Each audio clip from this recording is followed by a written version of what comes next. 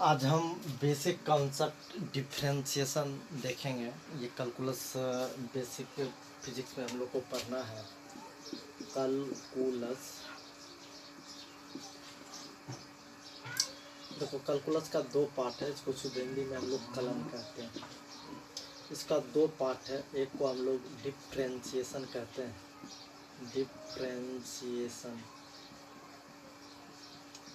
और एक को हम लोग इंटीग्रेशन कहते हैं। क्या कहते हैं? इंटीग्रेशन। डिफरेंशिएशन यानी शुद्ध हिंदी में इसको अवकलन कहते हैं, और ये इंटीग्रेशन इसको समाकलन कहते हैं।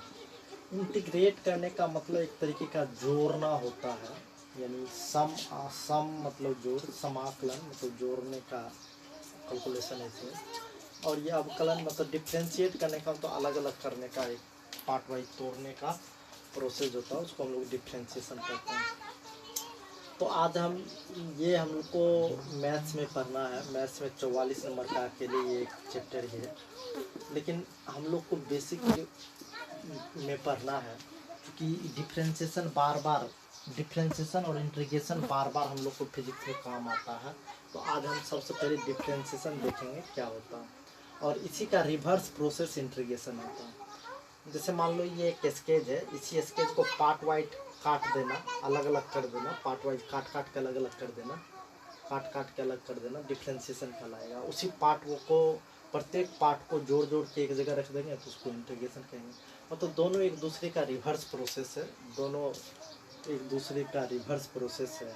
अगर डिफ्रेंशिएशन ढंग से पढ़ लिए तो इंटीग्रेशन आसान हो जाएगा, क्योंकि इसी का रिवर्स काम करना है यहाँ। और फिर मतलब मैथ में तो बहुत ही डिटेल से पढ़ना है। 44 नंबर, लगभग आधा मैथ्स ही अकेले है, लेकिन जितना फिजिक्स में हमको काम आता है वो भी सिर्फ 11-12 की फिजिक्स में जितना डिफरेंशिएशन और इंटीग्रेशन काम आता है, अभी हम सिर्फ उतना ही पढ़ाएंगे। क्योंकि इसको डिटेल्स पढ़ाने में 6 महीना लगेगा, क्योंकि आधा सिलेबस अकेले मैथ्स का है। तो मैथ में भी आप लोग पढ़ेंगे ही। तो देखो, हम ये डिफरेंशिएशन यानी अवकलन का मतलब होता क्या है, वहाँ से हम चलेंगे। अवकलन, इसको हिंदी में अवकलन कहते हैं, अंग्रेजी में क्या कहते हैं? डिफरेंशिएशन। देखो नाम से ही बहुत कुछ अंदाजा आ जाएगा। डिफरेंशिएट करना यानी अलग अलग करना, इसी को पार्ट वाइज काट के अलग अलग करना, ये डिफरेंशिएशन कहलाएगा। यहाँ तो ये एक ऑब्जेक्ट को पार्ट वाइज करना डिफरेंशिएशन है, बट वहाँ हम लोग मतलब इक्वेशन को तोड़ना या इंटीग्रेट करना, जोड़ने का काम करते हैं डिफरेंशिएशन। इक्वेशन यानी समीकरण को तोड़ने जोड़ने का काम करते हैं। ये डिफरेंशिएशन आता कहाँ से है, इसको हम लोग कैसे समझेंगे, ये है क्या? तो इसको जानने के लिए हम एक बेसिक कॉन्सेप्ट पढ़ाते हैं आप लोग को। फिजिक्स में एक और छोटा सा बेसिक कॉन्सेप्ट बता दें। फिजिक्स में कहीं भी रेट आएगा ना, रेट का मतलब होता है टाइम से डिवाइड करना। पूरे फिजिक्स में कहीं भी रेट, जैसे rate of change of displacement आएगा, जैसे rate of change of velocity आएगा, कहीं भी rate of flow of water आएगा, तो कुछ भी आए तो रेट का मतलब विथ रिस्पेक्ट टू टाइम, यानी समय से वहाँ डिवाइड कर देना है। कहीं भी फिजिक्स में अगर रेट आ रहा तो टाइम से डिवाइड है। रियल लाइफ में रेट का मतलब रुपया पैसा से होता, पर केजी पर पीस, लेकिन फिजिक्स में हम लोग रेट का मतलब पर यूनिट टाइम, यानी एक समय में क्या परिवर्तन आया उससे लेते हैं। दर का मतलब यही है, समय से डिवाइड करना। रेट का मतलब टाइम के रिस्पेक्ट में डिवाइड कर देना। तो एक बेसिक डिफिनेशन लेते हैं कि वेलोसिटी, ये वेग क्या है? वेग है विस्थापन में परिवर्तन के दर को क्या कहते हैं? वेग कहते हैं। विस्थापन में परिवर्तन का दर। अच्छा, दर का मतलब अभी तुरंत बोल दिए कि टाइम से डिवाइड हो जाना। देखो दर लग गया था, विस्थापन में परिवर्तन। देखो विस्थापन को अगर हम एक्स से डिनोट करते हैं, तो विस्थापन में परिवर्तन तो ये डेल एक्स, तो del x by del t. देखो विस्थापन में परिवर्तन के दर मतलब टाइम से डिवाइड होना को क्या कहते हैं? वेग कहते हैं। वेग को प्राय भी से डिनोट करते हैं। इस सिंबल को पढ़ते क्या है? इस सिंबल का नाम है डेल्टा। शॉर्ट में हम लोग डेल पढ़ते हैं। और ये आता किसके लिए है? ये चेंज को इंडिकेट करता है। चेंज यानी कहीं भी परिवर्तन अगर हो रहा हो तो परिवर्तन के लिए हम लोग डेल्टा यानी डेल, शॉर्ट में हम लोग डेल पढ़ते हैं, डेल लिखते हैं। चेंज को इंडिकेट करना हो तो डेल लिखते हैं। तो देखो गौर से देखेंगे, वर्ड को पकड़ो। विस्थापन में परिवर्तन के दर, दर का मतलब टाइम से डिवाइड, को हम लोग क्या कहते हैं? वेग कहते हैं। इसी को चेंज इन एक्स और चेंज इन टाइम भी लिख सकते हैं। तो डेल्टा का मतलब चेंज इन एक्स, यानी एक्स में चेंज हुआ, यानी एक्स में परिवर्तन हुआ, यानी विस्थापन में परिवर्तन हुआ। दर का मतलब समय से डिवाइड करेंगे। लेकिन यही समय अंतराल, यही समय का जो टाइम इंटरवल है ये काफ़ी छोटा हो, तो काफ़ी छोटा, जैसे मान लो 0.001 सेकेंड हो, या 0.002 सेकेंड हो, या 0.02 सेकेंड हो, या 0.2 सेकेंड हो, तो ये काफ़ी कम वैल्यू। उतने कम वैल्यू में एग्जैक्ट डिस्प्लेसमेंट का कैलकुलेशन नहीं हो पाता है, तब हम लोग वहाँ लिमिट का उपयोग करते हैं। लिमिट भी एक कॉन्सेप्ट है जो कैलकुलस में ही हम लोग पढ़ते हैं। लिमिट कुछ नहीं, ये अप्रॉक्स कैलकुलेशन के लिए हम लोग उपयोग करते हैं। जहाँ बहुत ज़्यादा क्लोज मामला हो, वहाँ एग्जैक्ट वैल्यू निकालना संभव नहीं हो पाता, तो वहाँ हम लोग लिमिट का इस्तेमाल करते हैं, यानी लगभग मान निकालने के लिए। चूँकि यहाँ समय अंतराल काफ़ी छोटा होगा तो एग्जैक्ट कैलकुलेशन थोड़ा संभव नहीं हो पाता है, थोड़ा सा क्रॉस कैलकुलेशन करते हैं, तो वहाँ एक लिमिट का कॉन्सेप्ट आता है। तो लिमिट लगाए क्यों? काफ़ी स्मॉल चेंज के लिए। तो हम इंडिकेट करेंगे स्मॉल चेंज, यानी del T tends to zero. देखो ये एरो का चिन्ह देके जीरो लिख दिए, इसका मतलब हुआ v इक्वल टू, यानी velocity equal to limit del T tends to zero, या del T approaches to zero, या शुद्ध हिंदी में कहे तो लिमिट डेल टी लगभग इक्वल टू जीरो। ये एग्जैक्ट जीरो नहीं है, लगभग इक्वल टू जीरो है, और इसी को लिख दिए del x by del t. तब देखो जब ये वैल्यू काफ़ी छोटा होता है ना, तब इसी डेल एक्स को हम लोग डी एक्स लिखते हैं, तो ये डी एक्स हो जाएगा, और डेल टी को हम लोग डी टी लिखते हैं। तो अच्छा डी भी इक्वल टू क्या हो गया? D x by d T. अच्छा दोनों में अंतर क्या है? यहाँ और यहाँ में क्या अंतर है? कुछ भी अंतर नहीं है, बस ये चेंज इन एक्स जो है, यहाँ जो चेंज इन एक्स हुआ ये एक लार्ज चेंज इन एक्स हुआ है, यानी लार्ज चेंज इन डिस्प्लेसमेंट हुआ है, यानी विस्थापन में बहुत ज़्यादा परिवर्तन हुआ है। और यहाँ जो है dx का भी वही मतलब है, dx का मतलब भी चेंज इन एक्स ही है, और dt का मतलब भी चेंज इन टाइम ही है, लेकिन ये स्मॉल चेंज इन एक्स है और ये स्मॉल चेंज इन टाइम, बस इतना का ही अंतर है। मतलब डेल्टा एक्स एक बड़े चेंज को इंडिकेट करता है और डी एक्स छोटे चेंज को इंडिकेट करता है। इसका भी मतलब वही है, देखो rate of change of displacement is called velocity. Rate मतलब टाइम से डिवाइड है, देखो चेंज के लिए डी आ गया, तो डी एक्स, इसको पढ़ते क्या है? D x by d T भी पढ़ सकते हैं, लेकिन अगर पूरा सही से पढ़ेंगे तो ये हुआ differentiation of x, differentiation of x with respect to t, with respect to t, यानी शुद्ध हिंदी में लिखें तो x का अवकलन t के सापेक्ष में। देखो dx बाई डी टी का क्या मतलब? dx बाई डी टी का मतलब हुआ कि x का अवकलन t के सापेक्ष में, यानी differentiation of x with respect to t। Delta x बड़े चेंज को इंडिकेट करता और डी एक्स छोटे चेंज को इंडिकेट करता, बस इतना सा ही अंतर है, इसमें कोई खास अंतर नहीं है। तो इसको क्या पढ़ते हैं? पढ़ना सिखा दिए। इसी के तरीके से अगर दूसरा एग्जांपल हम देखना चाहें कि डेल एक्स को कैसे डी एक्स लिख दिए, तो इसी तरीके का एक एग्जांपल और हम देते हैं जो त्वरण है। त्वरण क्या होता है? वेग में परिवर्तन, वेग में परिवर्तन के दर, दर मतलब टाइम से डिवाइड कर देना दर।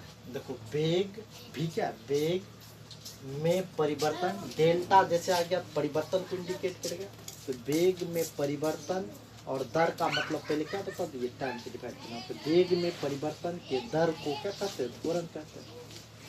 अगर अंग्रेजी में देखना चाहे तो रेट ऑफ, रेट मतलब टाइम से डिवाइड हो जाना, change of velocity, rate of change of velocity is called acceleration.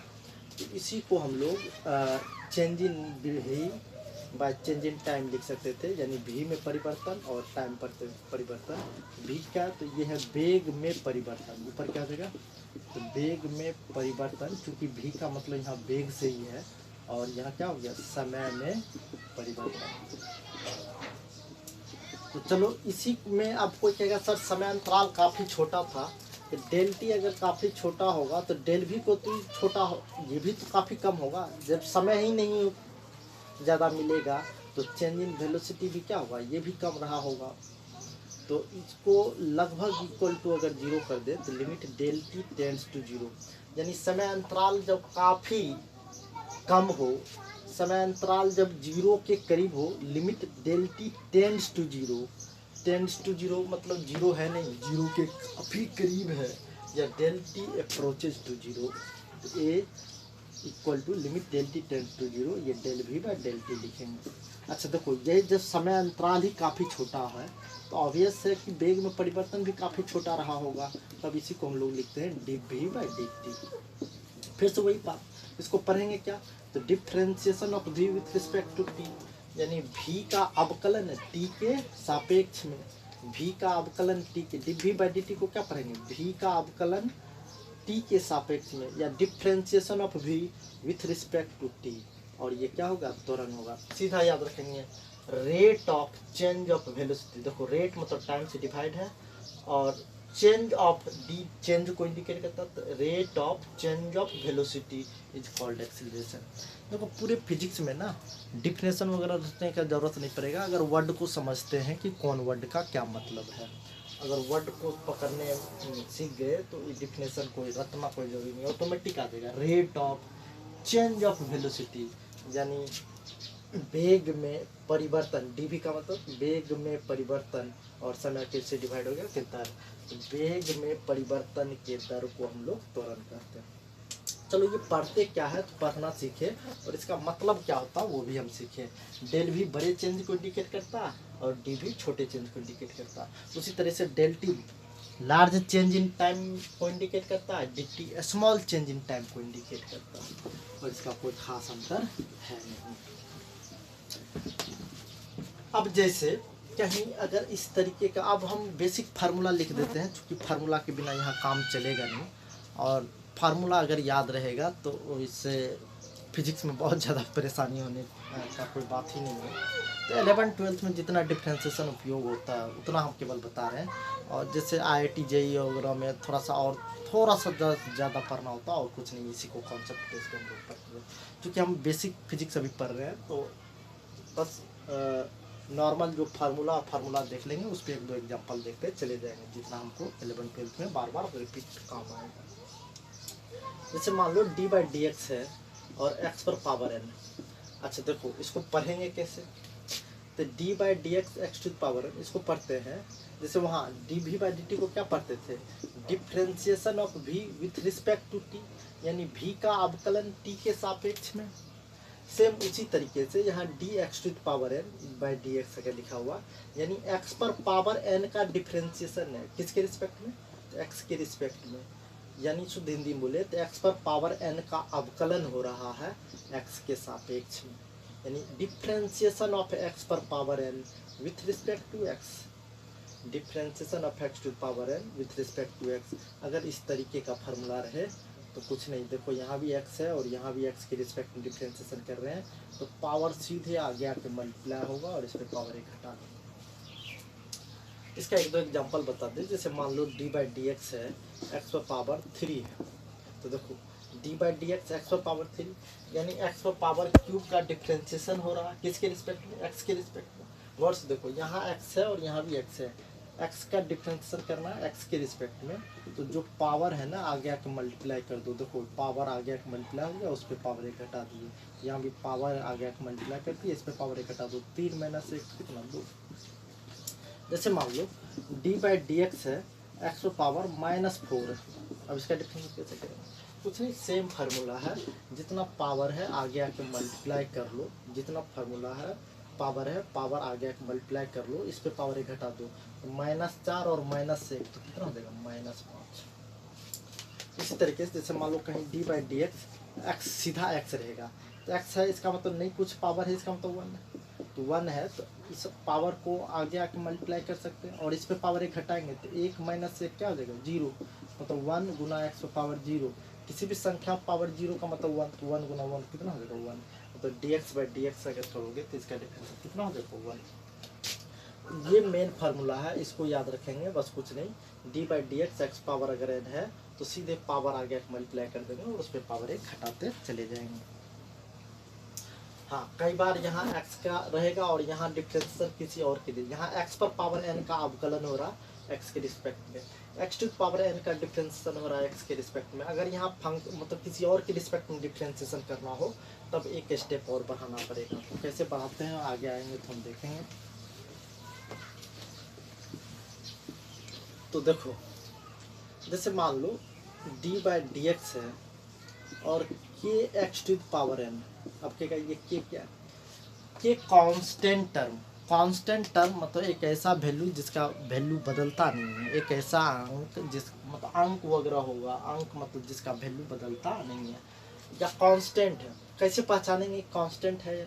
देखो d बाई डी एक्स के एक्स टू पावर n, तो डी एक्स का मतलब क्या, मतलब चेंज इन एक्स। इस डी एक्स का क्या मतलब, चेंज इन एक्स, यानी एक्स के बदलने से अगर के के मान पे असर नहीं पड़ता है, इसका मतलब के constant.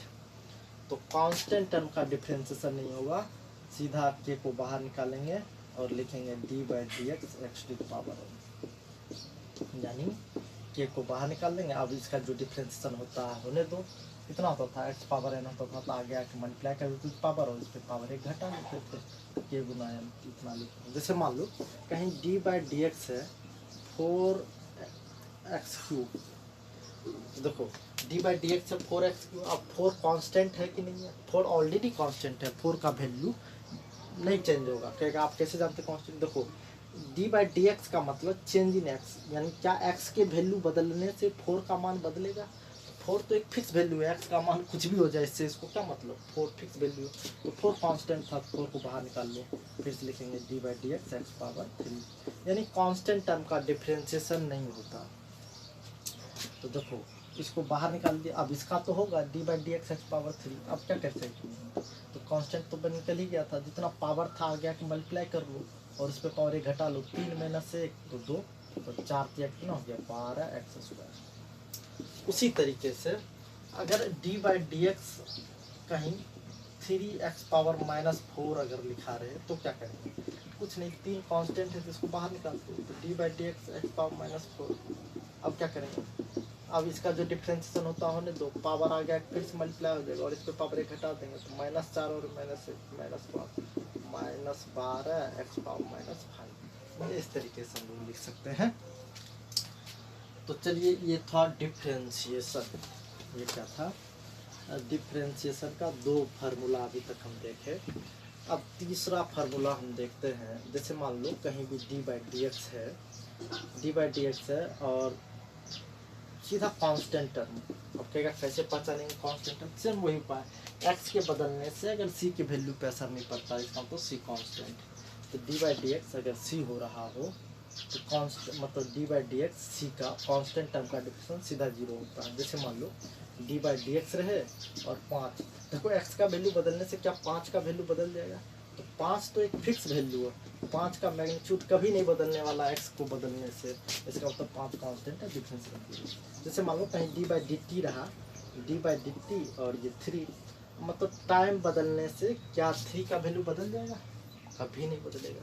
d by d t 3, यानी differentiation of 3 with respect to time, यानी 3 का वैल्यू कभी नहीं बदलने वाला है, 3 कांस्टेंट। कैसे, टाइम का वैल्यू बदलो, टाइम बदल के dt यानी चेंज इन टाइम करने से 3 का वैल्यू नहीं बदला, उसका मतलब कांस्टेंट है, इसका डिफरेंस क्या हो जाएगा 0, कांस्टेंट टर्म का डिफरेंस 0 होगा। सेम उसी तरीके से एक दो और फॉर्मूला बताते हैं। जैसे मान लो d बाई डी एक्स है, कहीं a प्लस माइनस b या प्लस माइनस c रहा, इसका डिफरेंशिएशन कैसे करेंगे। देखो यहाँ प्लस और माइनस का मतलब कोई एक ही साइन होगा, या तो प्लस होगा या तो माइनस होगा, इस तरीके का अगर फॉर्मूला रहे तो देखो d by D x a plus minus b और प्लस माइनस सी, इस तरीके से a प्लस और माइनस बी और प्लस और माइनस सी। तो देखो कुछ नहीं, d बाई डी एक्स सब में ले जाके इन करा दो, d by D X of A plus और minus d by D X of B plus और minus d by D X of C कर देंगे। तो देखो सबको बारी बारी से देखेंगे। इसका एक एग्जांपल बता लीजिए, कुछ नहीं, डी बाई डी एक्स अगर 3x² माइनस 2x प्लस 3 रहे तो कैसे करेंगे? इसको मान लो a है, इसको मान लो b है, इसको मान लो c है। कुछ नहीं, डी बाई डी एक्स कर देंगे तो d by D x 3x² minus D by D x 2x, चूँकि माइनस ऑलरेडी लिख चुके हैं, plus D by D x 3। अब इसका जो डिफ्रेंशिएशन होता कर दो, पहले से आप लोग को पता है कांस्टेंट टर्म का यहाँ डिफ्रेंशिएशन होगा नहीं, तो d by D x x², जो बाहर आ जाएगा तो d by D x x का, और कांस्टेंट टर्म का डिफ्रेंशिएशन क्या होता है 0। ये कितना हो जाएगा, जो पावर आ जाता है आगे आके मल्टीप्लाई हो जाता था इसके पावर 1, और ये सीधा 1 हो जाता, कितना हो जाता 1 + 0, ये हो जाएगा 6x + 2, 6x + 2। ये डिफ्रेंशिएशन कुछ इस तरीके से होगा। अगर इसी में मल्टीप्लाई हो, जैसे मान लो कहीं इस तरीके का हो, डी बाई डी एक्स हो, a इंटू बी रहे, मतलब यहाँ दो वेरिएबल है, a इंटू बी का डिफ्रेंशिएशन अगर x के रिस्पेक्ट में करते हैं तो देखो इसमें करते क्या है, a इंटू बी का अगर डिफ्रेंशिएशन करना हो तो a को फ्री छोड़ दो, b को डिफ्रेंशिएट कर लो, प्लस b को फ्री छोड़ दो और a को डिफ्रेंशिएट कर लो। बस इसी तरीके से करते हैं। एक बार पहली मर्तबा पहले को फ्री छोड़े तो दूसरे को डिफ्रेंशिएट किया, प्लस दूसरे को फ्री छोड़ दिए तो पहले को डिफ्रेंशिएट कर दिए। इसी तरीके से डिफ्रेंशिएशन करते हैं। इसी तरीके से डी बाई डी एक्स अगर a डिवाइडेड बाई b के फार्मूला पर अगर कहीं पुट हो जाए, a divided by b formula, तो देखो क्या करते हैं, d by D x a divided by b, तो डिवाइड का साइन दे दो, और डिवाइड का साइन दे दो, जो डिवीजन में है इसका स्क्वायर कर लो, जो डिवीजन में इसका क्या कर दिए, स्क्वायर कर दिए, और जिसका स्क्वायर किया उसी को फ्री छोड़ दिए, जो बचा है उसका डिफ्रेंशिएशन कर लो, जो बचा है उसका डिफ्रेंशिएशन कर लो। अब माइनस जिसका डिफ्रेंशिएशन है उसका फ्री छोड़ दो, उसको फ्री छोड़ दो, और जो बचल था उसका डिफ्रेंशिएशन कर दो, जो बचल था उसका डिफ्रेंशिएशन कर दो।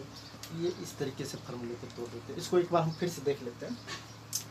D by D x a divided by b रहा, तो जो डिवाइड में उसी का क्या कर दिए स्क्वायर, जो डिवाइड में उसी का क्या कर दिए स्क्वायर, स्क्वायर कर दिए, तो जिसका स्क्वायर किए उसी को फ्री छोड़ के दूसरे को डिफ्रेंशिएट कर दिए, माइनस जिसका डिफ्रेंशिएशन हुआ उसको फ्री छोड़ो, और जिसका नहीं हुआ था उसका डिफ्रेंशिएशन कर दिए। तो इस फार्मूले पे हम लोग तोड़ते हैं। तो इस पे भी एग्जाम्पल आगे हम लोग देखते चलेंगे, जब जहाँ फार्मूला बस याद रखेंगे इस तरीके का, जहाँ उपयोग होगा हम लोग देखते, इस फार्मूला का उपयोग करते हुए बताते चले जाएंगे, या बाद में एक दो एग्जांपल भी करवा लेंगे। देखो जैसे मान लो डिफरेंशिएशन ऑफ एक्सपोनेंशियल फंक्शन करना है, D by D x e⁻x करना है, तो इसका डिफरेंस सीधा e⁻x ही रह जाएगा। जैसे मान लो डी बाई डी एक्स अगर e⁻kx का करना है, देखो अभी तक सीधा x था, यहाँ x का फंक्शन है, x के रिस्पेक्ट में डिफरेंशिएशन कर रहे हैं, लेकिन यहाँ x का फंक्शन हो और x के रिस्पेक्ट में डिफरेंशिएशन तो कर रहे हैं, लेकिन देखो यहाँ k एक्स्ट्रा, तो इसका भी डिफरेंशिएशन e⁻kx हो जाएगा। देखो k एक्स्ट्रा था ना, तो k से मल्टीप्लाई हो जाएगा। कैसे होता आगे हम देखते चले जाएंगे। जैसे मान लो डी बाई डी एक्स है e⁻−x, इसका डिफरेंशिएशन करेंगे तो e⁻x तो हो जाएगा। देखो यहाँ -1 एक्स्ट्रा था ना, यहाँ x था, यहाँ भी x था, तो e⁻x लिख देते, यहाँ -1 एक्स्ट्रा है तो -1 से मल्टीप्लाई हो जाएगा, ये तो ये हो जाएगा -1 × e⁻x, मतलब -e⁻x। किसी को ये बात अगर समझ में नहीं आया हो कैसे हो, तो देखो इसको हम लिख सकते हैं -1 गुना x, मतलब k की जगह का वैल्यू यहाँ क्या है -1। इसी को दूसरे तरीके से अगर देखें तो डी बाई टी अगर कर दें e⁻3t कर दें, तब देखो k का वैल्यू यहाँ कितना 3। देखो यहाँ x था और यहाँ भी x था, तो सीधा e⁻x हो जाता था। यहाँ kx है और यहाँ x है, तो k आगे मल्टीप्लाई करना पड़ता, तो हमारे पास k ज़्यादा है। यहाँ देखो t है और यहाँ भी t रहता, तो सीधा e⁻t लिख के छोड़ देते, लेकिन यहाँ 3t था, e⁻3t कर दिए, यहाँ 3 ज़्यादा है। देखो यहाँ k ज़्यादा था तो k आगे आके गुना कर दिए, यहाँ देखो यहाँ भी t रहता और यहाँ भी t रहता, तो सीधा t लिख के क्या करते छोड़ देते, लेकिन यहाँ 3t है और यहाँ सिर्फ t है, मतलब 3 ज़्यादा है। k की जगह का वैल्यू यहाँ क्या 3 है, तो कोई बात नहीं 3 लिख दो, 3 अगर लिख दिए तो 3 आगे से मल्टीप्लाई कर देंगे, मतलब जितना एक्स्ट्रा टर्म है उससे आगे मल्टीप्लाई कर देना पड़ेगा। ये कैसे होता है आगे हम ये भी देखते चले जाएंगे। जैसे मान लो डी बाई डी एक्स अगर कहीं है log x है, याद रखना log x का जो डिफरेंशिएशन होता है ये 1/x होता है, कितना होता है 1/x। log x का डिफरेंशियल कितना होता 1/x। ये सब ये एक मेन फार्मूला है एक, और इसको भी याद रख लेना। तो log x का डिफरेंशियल 1/x है। ये भी अलजेब्रिक फंक्शन का लगभग इतना फार्मूला से काम चल जाएगा। अब हम ट्रिगोनोमेट्रिक फंक्शन में आते हैं। इससे थोड़ा सा वेरिएंट सवाल भी हम लोग करेंगे, क्योंकि आज केवल फार्मूला, बेसिक फार्मूला हम देख लेते हैं कहाँ क्या है। जैसे मान लो d/d है साइन थीटा, तो देखो साइन थीटा का डिफरेंशियल अगर थीटा के रिस्पेक्ट में करेंगे ये सीधा कॉस थीटा आएगा। ठीक, अगर मान लो d/d हम कर रहे हैं, कॉस थीटा का डिफरेंशियल करते हैं, देखो कॉस थीटा का डिफरेंशियल अगर थीटा के रिस्पेक्ट में करेंगे ये माइनस साइन थीटा आएगा। ठीक, उसी तरीके से d/d अगर टेन थीटा का डिफरेंशिएशन करेंगे ये क्या आएगा, सेक स्क्वायर थीटा आएगा। याद रखेंगे, देखो जिस तरीके से साइन कॉस टेन का हम डिफरेंशिएशन किए, इसी तरीके से कोसेक, सेक और कॉट का भी डिफरेंशिएशन होता है। लेकिन आज पहला दिन है तो हम केवल 3 ही बता रहे हैं, इस 3 को याद रखेंगे तो आगे और भी समझ में आएगा। एक बात और कॉन्सेप्ट बता दें, जो भी डिफरेंशिएशन ट्रिगोनोमेट्रिक फंक्शन का डिफरेंशिएशन जो भी सी से स्टार्ट होता है, जैसे कॉस, जैसे कॉसेक, जैसे कॉट, इन सब का डिफरेंशिएशन निगेटिव में आएगा। इन सब का डिफरेंशिएशन किस में आएगा, निगेटिव में आएगा। अच्छा देखो हम बार बार कर रहे हैं, साइन थीटा का डिफरेंशिएशन अगर थीटा के रिस्पेक्ट में किए तो कॉस थीटा आया। कई बार ऐसा आ जाए, जैसे मान लो d/d किए साइन 3 थीटा आया। अब देखो यहाँ 3 थीटा है लेकिन यहाँ सिर्फ थीटा। देखो यहाँ क्या, यहाँ थीटा साइन थीटा का डिफरेंशिएशन थीटा के रिस्पेक्ट में कर रहे थे तो कॉस थीटा आ गया। यहाँ साइन 3 थीटा का डिफरेंशिएशन थीटा के रिस्पेक्ट में कर रहे तो कोई दिक्कत नहीं, कॉस 3 थीटा लिख दिए। लेकिन एक बात बताओ, यहाँ थीटा था तो एग्जैक्ट उसका डिफरेंशियल फॉर्मूला था, लेकिन यहाँ 3 थीटा है और यहाँ सिर्फ थीटा, 3 तो यहाँ है नहीं, तो इसका डिफरेंशिएशन अलग से करना पड़ता है, जिसकी वजह से ये जो एक्स्ट्रा टर्म है आगे ये 3 से मल्टीप्लाई करना पड़ेगा। इसको स्टेप वाइज भी हम लोग देख सकते हैं, आगे देखेंगे तो इसको स्टेप वाइज भी बता दें। जैसे मान लो d/d है, cos 2 थीटा कहीं रहेगा, तो देखो cos थीटा का डिफरेंशिएशन अगर थीटा के रिस्पेक्ट करना सीधा माइनस साइन थीटा। यहाँ देखो cos 2 थीटा और यहाँ सिर्फ थीटा, मतलब cos थीटा का डिफरेंशिएशन माइनस साइन थीटा होता था ना। तो देखो थोड़ा देर के लिए अगर मान लो यहाँ 2 थीटा है और यहाँ भी 2 थीटा है, तो 2 तुमने माना लेकिन 2 तो है नहीं, तो देखो cos 2 थीटा का डिफरेंशिएशन d2 थीटा, तो मतलब sin 2 थीटा तो लिख देगा। देखो 2 मान के यहाँ 2 लिख दिया लेकिन 2 है नहीं, तो 2 मल्टीप्लाई करना पड़ेगा, तो 2 एक्स्ट्रा आके मल्टीप्लाई हम लोग कर देते हैं। मतलब सीधा याद रखना d/d यहाँ जो एंगल के जगह का वैल्यू है, अगर सेम एंगल यहाँ सेम एंगल का डिफरेंशियल फॉर्म नहीं है तो जो एक्स्ट्रा टर्म है ना उससे अलग से मल्टीप्लाई करना पड़ता है। यहाँ 2 एक्स्ट्रा था तो 2 से अलग से मल्टीप्लाई करना पड़ा। जैसे मान लो d/dt रहेगा साइन ओमेगा टी रहेगा कहीं, तो देखो साइन का डिफरेंशिएशन क्या होता है कॉस, तो यहाँ साइन ओमेगा टी है और यहाँ dt है, तो सिर्फ साइन टी और dt रहता तो हम कॉस टी लिख देते, कॉस टी लिख देते, लेकिन यहाँ साइन ओमेगा टी है और यहाँ सिर्फ टी है, तो एक काम करो साइन ओमेगा टी का डिफरेंशिएशन कॉस ओमेगा टी लिख दो, चूंकि साइन कॉस में होता तो ओमेगा यहाँ एक्स्ट्रा है ना, ओमेगा से गुना कर दो। तो याद रख लेना जो एक्स्ट्रा टर्म होता है उससे हमको क्या करना पड़ता, मल्टीप्लाई करना होता।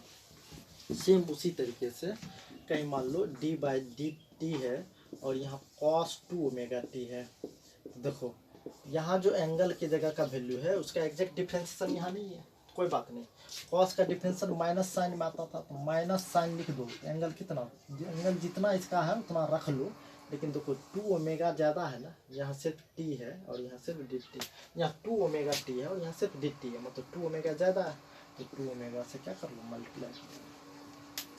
ये कैसे होता है इसको हम किसी और दिन देख लेंगे, क्योंकि इसका प्रोसेस बताने में थोड़ा सा वीडियो और भी ज़्यादा लंबा हो जाएगा और ज़्यादा लंबा चीज़ क्या होगा, भारी हो जाएगा।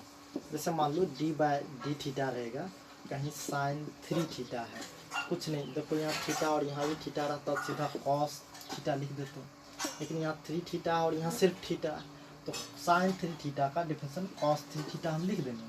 देखो 3 एक्स्ट्रा था ना तो 3 से क्या करेंगे मल्टीप्लाई करेंगे, बस इतना याद रखेंगे। इसको और भी एक वीडियो और बना देंगे, थोड़ा सा कॉन्सेप्ट बेस्ड डिफरेंशिएशन वगैरह कैसे करते हैं जो कि आपके लिए काम आसान हो जाएगा। इतना भी डिफ्रेंसिएशन अगर याद रखते हैं तो काम चल जाएगा।